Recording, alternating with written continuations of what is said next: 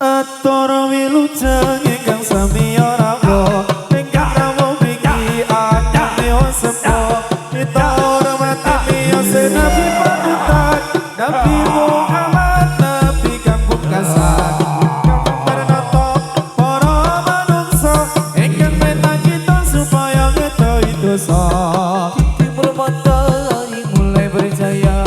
bangun dan berdiri kawan semua marilah mengatur barisan kita segala pemuda Islam Indonesia kita pemuda Islam Indonesia ingatlah kepada kewajiban kita mari bekerja bersama-sama menjunjung agama Islam yang termulia dengan sungguh kami mencari ilmunya supaya kita bisa unggul derajatnya di dalam dunia dan akhiratnya moga-moga kita masuk surga bergiatlah perkumpulan ini Ramadan uangnya dilimpahkan syukurlah dalam kesucian Quran hadis menjadi pedoman tegaklah berdirimu siapa didengar kawanmu setia membela agamanya Islami kawannya tua dan negerimu ini negeri namanya Jawi kalau agami nama Islami agami Islam sudah yang terang asal rawuh dari pangeran.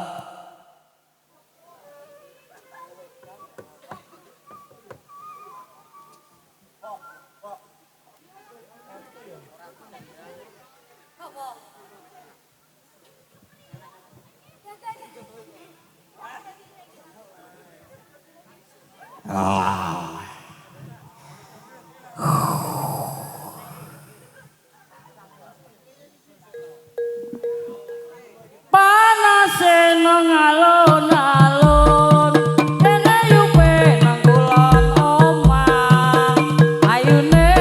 ora kayuyon ubrake wong omah-omah ali-ali matane telu ilang siji ketempel